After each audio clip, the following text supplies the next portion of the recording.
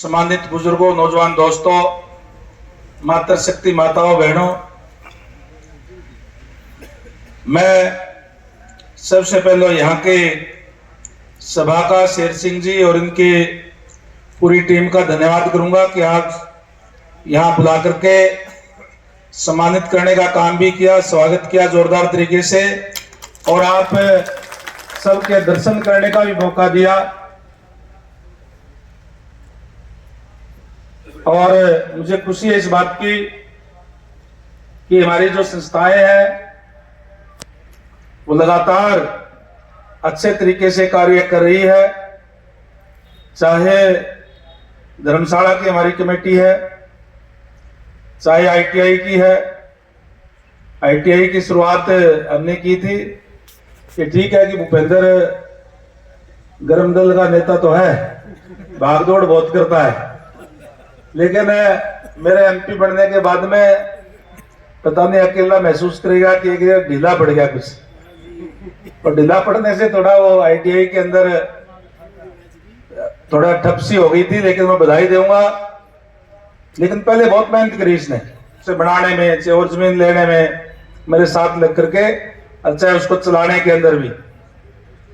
और बधाई दूंगा मैं कृष्ण जी को और इनकी पूरी टीम को, जो आज बहुत ही अच्छे तरीके से आईटीआई चल रही है, अच्छे एडमिशन भी हुआ है, शानदार बिल्डिंग आज चमकती है, दूर से देखते हैं तो बहुत सुंदर दिखाई देती है। और पीछे माननीय सीएम साहब का प्रोग्राम भी हुआ, वो भी बहुत जोरदार तरीके से हुआ, अच्छा शानदार प्रोग्राम वहां आईटीआई के अंदर हुआ। और आज हमेशा ही आप लोगों ने, खासकर यहाँ की जो सभाओं ने, समाज के लोगों ने और हर वर्ग के लोगों ने मेरा हमेशा ही सहयोग समर्थन करने का काम किया है। आज आपके बीच में कैबिनेट मंत्री के रूप में मैं आपके बीच में आया हूं। मैं धन्यवाद करूंगा पार्टी के शीर्ष नेतृत्व का, माननीय हमारे मुख्यमंत्री नायब सैनी जी का, पूर्व मुख्यमंत्री आदरणीय मनोहर लाल जी का, जिन्होंने एक बार फिर से मेरे पे विश्वास जताते हुए जो अहम जिम्मेदारी देने का काम किया है। जहां मुझे अहम जिम्मेदारी दी है, वही आप लोगों का भी सम्मान करने का काम जो है पार्टी की तरफ से किया गया है। साथियों, आज हम अपने कार्यों के साथ साथ राजनीति के अंदर भी रहना बहुत जरूरी है। बिना राजनीति के हमें जिस चीज के हकदार होते हैं उन हकों से भी वंचित रह जाते हैं। और मुझे हमेशा एक बात की याद रहती है कि चाहे मैं नलवा से विधायक रहा, अब बरवाड़ा से हूं, लगातार नलवा हल्का के लोगों का प्यार, आशीर्वाद मुझे मिला और उन्होंने बड़े बड़े घरानों के सामने मेरे जैसे साधारण घर से आए हुए व्यक्ति को जिताने का काम किया। ये हमारी लोकतंत्र की ताकत है। हमें इस बात की चिंता करने की जरूरत नहीं होती कि हमारे पास पैसा नहीं है, हमारे पास बड़ा नाम नहीं है। हमें एक मानसिक रूप से मजबूत होना चाहिए। अगर हम मानसिक रूप से मजबूत होंगे तो फिर प्रजातंत्र के अंदर वोट की कीमत सबकी बराबर है, चाहे प्रधानमंत्री जी का वोट हो और चाहे एक मजदूर का वोट हो, एक की गिनती होती है उसकी। और इसलिए जब मेरे से पार्टी के नेताओं ने शुरू में पूछने का काम किया कि आप कहां से चुनाव लड़ोगे, बरवाड़ा से लड़ोगे क्या, तो मैंने पहले की बात बताता हूं, मैंने बरवाड़ा से क्यों लड़ूंगा, मैं नलवा से लड़ूंगा। हो सकता है उनके मन में ये होगी कि आज तो मुख्यमंत्री के कैंडिडेट सामने चुनाव लड़ते हैं, और बड़े बड़े नेता चुनाव लड़ते हैं, हो सकता है रणवीर यहां से मना कर जाए चुनाव लड़ने से, लेकिन मैंने कहा नहीं, मैं नलवा से चुनाव लड़ूंगा क्योंकि मेरा गांव, मेरा क्षेत्र वहां पे है। और आप लोगों के सामने चुनाव लड़ा और 36 बिरादरी के लोगों ने मुझे आशीर्वाद देने का काम किया और ये दिखाने का ये काम किया कि प्रजातंत्र के अंदर लोगों की ताकत है, पैसे की ताकत नहीं है, केवल नाम वाले लोगों की ताकत नहीं है। अगर आप लोगों के अंदर रहते हैं, लोगों का विश्वास अगर आप जीतने में कामयाब रहते हैं तो निश्चित रूप से आपको जो है विजय मिलती है। इसलिए खासकर मैं हमारे जो युवा साथी हैं उनसे विशेष तौर से कहना चाहूंगा, और मैंने हमेशा इस बात का प्रयास किया है कि हमारे युवा जो है वो राजनीति के अंदर जरूर आके आए, अपना काम करते करते अपना काम करे और काम के साथ साथ जो खाली टाइम कहीं कोई ताश खेलने में, कहीं और कहीं लगा देते हैं, वो टाइम अगर हम राजनीति में लगाएंगे तो हम निश्चित रूप से हम आगे बढ़ सकते हैं। लेकिन अब कह तो देते हैं, हनुमान जी ने कह दिया कि 5-7 टिकट मिलनी चाहिए, आज कह देते हैं भाई 7 टिकट जो है कि 7 आदमी लड़ना है। आप केवल और केवल टिकटें मांगने से नहीं, टिकटें ऐसे नहीं मिलती, टिकटें मिलेगी जब लोगों से आवाज आएगी, और लोगों से आवाज आने के लिए कुछ थोड़ा बहुत त्याग करना पड़ता है, और त्याग कोई पैसे के त्याग की जरूरत नहीं है, अपने खुद की त्याग करने की जरूरत है। थोड़ा सा लोगों में जाए, लोगों में बातचीत करे और लोगों से आवाज आए भी हाँ ये भी कैंडिडेट हो सकता है यहाँ पे। ये कोई केवल और केवल हम अपने समाज के अंदर कोई धर्मशाला का चुनाव तो लड़ना नहीं है कि केवल और केवल हम समाज की बात कर समाज के दायरे में रह करके। अगर हम बात करते हैं पॉलिटिक्स की तो 36 बिरादरी में जाकर के 36 बिरादरी से आवाज आनी चाहिए। हाँ भी ये भी हो सकता है से हमारा विरोधी हो, ये कह सकता है हाँ वो भी यहां से तैयारी कर रहा है, इसको भी कैंडिडेट हो सकता है। इस तरीके की होनी चाहिए। चर्चा चली थी पीछे भी, लोकसभा के अंदर भी चली थी चर्चा, ये भी चली कि कौन कैंडिडेट हो, बड़ी दिक्कतें आई थी। इसलिए मैं आज आपके मंच के माध्यम से कहना चाहता हूं कि केवल और केवल हम अपनी धर्मशालाओं के अंदर या समाज की सभा के अंदर खड़े होकर के कहने से टिकटें नहीं, टिकटों के लिए अपने आप को थोड़ा बहुत खपाना पड़ता है। और हम अपने आप को अगर खपाएंगे, अगर कोई ललक हो जिसके अंदर कि हाँ मुझे आगे बढ़ना है, तो वो फिर लोगों के अंदर अपना स्थान बनाने का काम करे, लोगों के दिलों के अंदर स्थान बनाने का काम करे। और ये सोच के करें कि जरूरी नहीं कि कोई वो हो सके उसका नंबर ना भी आए, ये भी हो सकता है, लेकिन प्रयास इसका मतलब ये थोड़ी कि हम प्रयास ही छोड़ दें। प्रयास हम करेंगे तो निश्चित तौर पर नंबर भी जो है वो आता है।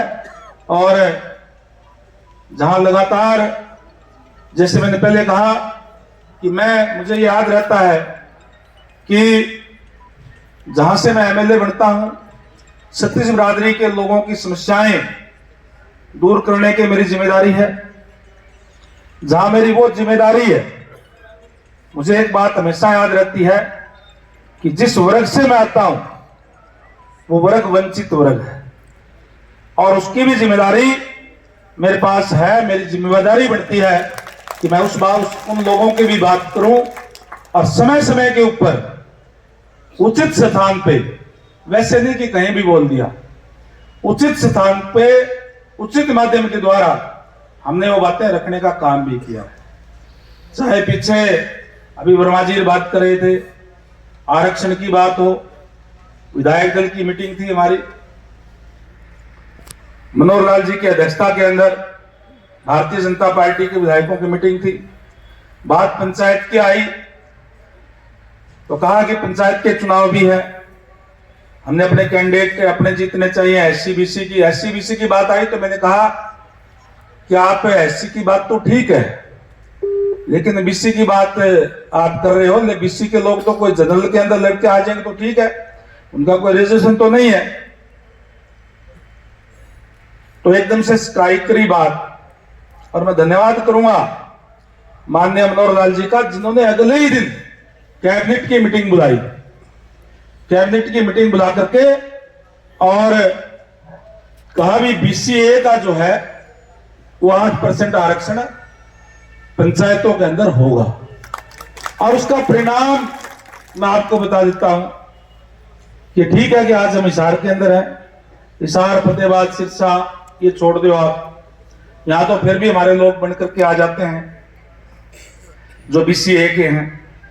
आप हांसी से आगे चले जाओ, चाहे रोहतक है, चाहे झज्जर है, चाहे करनाल है, कुरुक्षेत्र है, गुड़गांव है, फरीदाबाद है, यमुनानगर है, कैथल है, आपको कोई टोए सरपंच नहीं मिलता था। आज जहां भी जाओगे हर एक ब्लॉक के अंदर आपको 5-4 बीसीए के सरपंच मिलेंगे। आपको हर जगह पे, हर जिले के अंदर बीसीए के जिला परिषद के मेंबर मिलेंगे। हर ब्लॉक के अंदर बीसीए के ब्लॉक समिति के मेंबर मिलेंगे। ये एक कलम से जो काम जो सबका होने वाला होता है, वो इस तरीके की व्यवस्था करवाने का काम किया। मैं पीछे से एक बार शादी में गया था, मैं गया था, एक जना मेरे पास हाथ जोड़ करके फटाफट आया, बोला जी धन्यवाद जी, आपकी वजह से मैं सरपंच बन गया गांव का। मैं कौन सा गांव है? परमाणा गांव है। मैंने कहा मेरे वजह से कैसे बन गया? गांव वालों ने वोट दिया तो बन गया। बोला ना जी, नाई जाति से हूं, कभी कभी फार्म ही नहीं भरा था और आज जो है रिजर्वेशन आ गई थी बीसीए की, तो मैं सरपंच बन गया। तो क्या इस तरीके की ये तो एक उदाहरण दिया है। बहुत से लोग पूरे हरियाणा प्रदेश से चंडीगढ़ कोठी पर भी आए, हिसार में भी आए, मिठाई के डब्बे ले लेकर के आए। बोला जी हम पहली बार जो है वो सरपंच बने हैं, पहली बार जिला परिषद के मेंबर बने हैं। यानी एक राजनीति की रिजर्वेशन की शुरुआत कराने का काम किया, ताकि उन लोगों के अंदर ये हौसला हो कि हाँ हम चुनाव लड़ सकते हैं, हम भी आगे जो है बढ़ सकते हैं, हमारा भी बराबर का अधिकार है। इस बात का उनको एहसास कराने का काम जो है वो किया। और अब हमने, चाहे वो नगर निगम है, नगर पालिका है, नगर परिषद है, उसके अंदर भी बीसीए की चेयरमैन की भी, मेंबरों की भी रिजर्वेशन करने का काम जो है वो कर दिया है अभी पिछले ही विधानसभा के अंदर।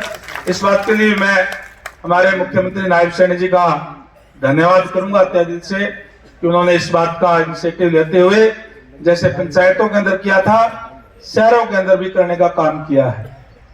और जैसे मैंने पहले कहा, भारतीय जनता पार्टी की सरकार है। आज हम सामाजिक प्रोग्राम में सारी पार्टियों के लोग बैठे हैं, लेकिन जो सच्चाई है, सच्चाई ये है कि खासकर जो वंचित वर्ग के लोग हैं, जिनके पास कोई राजनीतिक सिफारिश नहीं है, जिनके पास पैसा नहीं है, उसके लिए जो मौजूदा सरकार है वो सबसे कहूंगा कि आत्मसम्मान देने वाली सरकार है। क्योंकि जब भी कोई वैकेंसी निकलती है, हमने तो हमारा जो संकल्प पत्र है, हमने जो संकल्प पत्र लोगों के बीच में रखा था, उस पर काम करना शुरू भी कर दिया है। हमने कहा था कि हम 2 लाख युवाओं को बिना पर्ची, बिना खर्ची के नौकरी देने का काम करेंगे। अभी माननीय मुख्यमंत्री महोदय ने, नायब सैनी जी ने शपथ ली, साथ में पूरे मंत्रिमंडल ने शपथ ली। शपथ लेकर के मंच से नीचे उतरने से पहले 25,000 युवाओं को घर बैठे बिठाए सिलेक्शन लेटर भिजवाने का काम किया। बड़ी खुशी होती है देख करके। मैं मंत्री पद की शपथ लेकर के चंडीगढ़ से आ रहा था, आते टाइम बरौड़ा के बीच से आए, काफी साथी रेस्ट हाउस के अंदर इकट्ठे हो गए और रेस्ट हाउस के अंदर की तरफ से मोड़ मुड़ने लगा। मैं एक छोटी सी रेहड़ी लगा रखी थी, एक जने ने सब्जी थी, उस रेहड़ी के ऊपर कोई बहुत ज्यादा सब्जी नहीं, छोटी सी रेहड़ी थी, मूंग के लड्डू लिए हुए खड़ा था। मैंने कहा उसको, यार तू मूंग के लड्डू लेकर के आया है, इसमें 600-700 रुपए जरूर लग गए होंगे तेरे, सारा दिन में इतने तेरी सब्जी को तू कमावा को नहीं, लड्डू तो मैं खिलाता तेरे को, तो मैं वोट दे दिए। बोला जी कल ही रिजल्ट आया है, मेरा बच्चा ग्राम सचिव लगा है। इस तरीके की व्यवस्था। उनका नाम क्या है तेरा? बोला राजवीर नाम है, चन्नत गांव का हूं जी।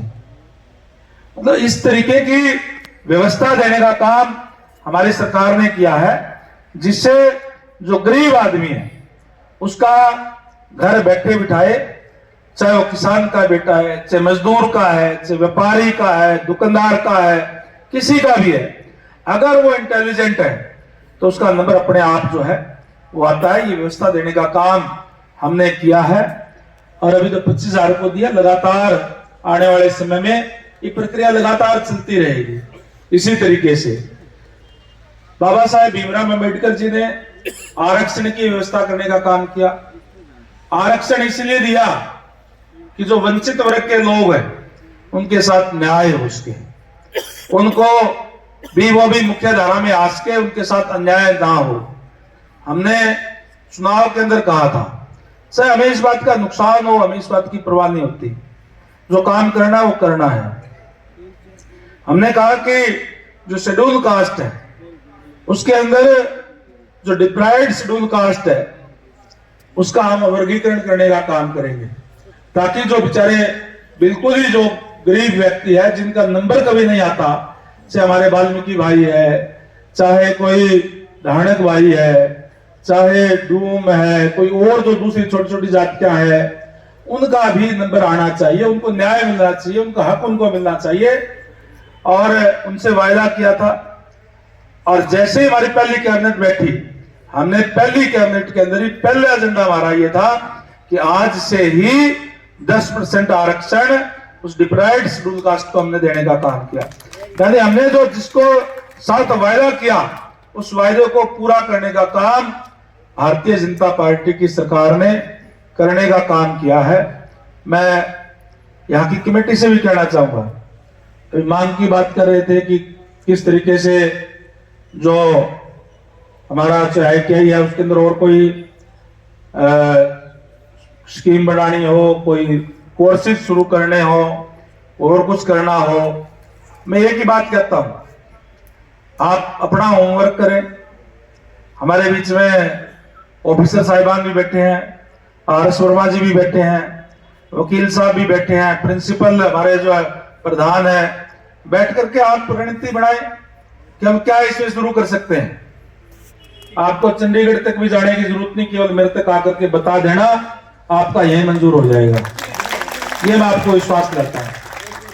लेकिन होमवर्क तो आपको करना पड़ेगा, आपको अपने मत्था कपाई तो कुछ करनी पड़ेगी। अब क्या कर सकते हैं उस पर पूरा अपनी मेहनत करके देख करके कि क्या हम कर सकते हैं वो आप करने का काम करें। बाकी मेरे पे छोड़ो, आप उस बात की चिंता मत करो। आज भारतीय जनता पार्टी की सरकार है और इस सरकार के अंदर आपका हिस्सा है। आपको ये चिंता करने की जरूरत नहीं है कि हमारा मंजूर होगा नहीं होगा क्या होगा। हाँ, जो भी नियम कायदे हैं, जो रूल रेगुलेशन है, उनको पूरा करना हमारा काम है, वो आप पूरा करने का काम करें। मैं आपको आज इस मंच के माध्यम से कहूंगा, कहीं चंडीगढ़ तक भी आपको जाने की जरूरत नहीं पड़ेगी, केवल मैं अपना या मेरा स्टाफ लगा करके करवा दूंगा अपने आप सारा का सारा। आप केवल मेरे तक पहुंचाने का काम करें, आप कागज देने का काम करें कि ये हमें करवाना है, और साझा काम की कोई दिक्कत ही नहीं किसी तरीके की। आज तो ये है, तो मैं आज क्योंकि आगे प्रोग्राम दिए हुए हैं, कोई ज्यादा लंबा भाषण ना देते हुए केवल आप लोगों से यही कहूंगा कि हमें एकजुट रहते हुए समाज कैसे आगे बढ़े इस पर चिंतन करना चाहिए। बच्चों को अच्छा पढ़ाना चाहिए।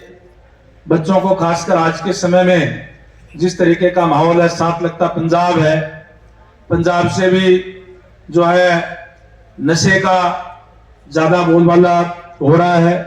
सरकार का पूरा प्रयास है कि नशा के ऊपर कंट्रोल किया जाए, लेकिन इसके लिए समाज की भी जिम्मेदारी होती है। सरकार के साथ साथ आप लोग बच्चों को समझाने का भी काम करें कि नशे से दूर रहे, बहुत ज्यादा बुराई है, फैलती जा रही चिंता का विषय है, और बच्चों को अच्छा पढ़ाने के लिए प्रेरित करने का काम करें। आपको कहीं कोई सिफारिश की जरूरत नहीं। आज तो जो भी कोई बच्चा पढ़ेगा अपने दम पे वाकई जो है वो निश्चित तौर पर बढ़ेगा।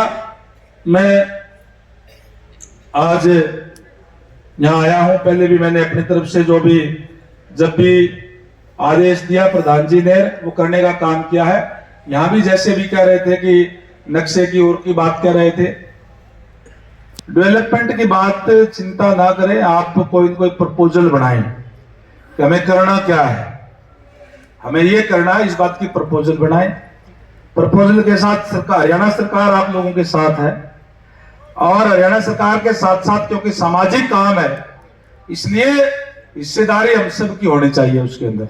ये भी मैं आप सबसे आग्रह करूंगा, चाहे जिसका जितना सहयोग हो उसके, जितना अपने हैसियत के अनुसार जो है सहयोग उसके अंदर होना चाहिए। सरकार की तरफ से आप चिंता करने की जरूरत नहीं, सरकार से जितने आप उम्मीद करोगे उससे सवाया करवाने का काम मैं आपके बीच में करूंगा। आप इसलिए कोई प्रपोजल बनाएं कि आगे हमें क्या करना है, किस तरीके का करना है और क्या हमारा प्लान है। ये काम जो है हम यहाँ की कमेटी बनाते हैं या हमारे जो मौजूद लोग हैं जो बैठ करके वो इस बात का तय करें। आप सारे तय कर लोगे तो कभी मुझे कहोगे तो 5 मिनट मैं भी आप लोगों के साथ बाद में लगा दूंगा और उसके बाद में उसकी शुरुआत करने का काम करें। मैं आपको विश्वास लाता हूं, शुरुआत कर दियो बंद नहीं होगा, आपका चालू होगा, कंप्लीट होएगा। इसमें कोई दिक्कत वाली बात नहीं है, कोई परेशानी आपको चिंता करने की जरूरत नहीं है।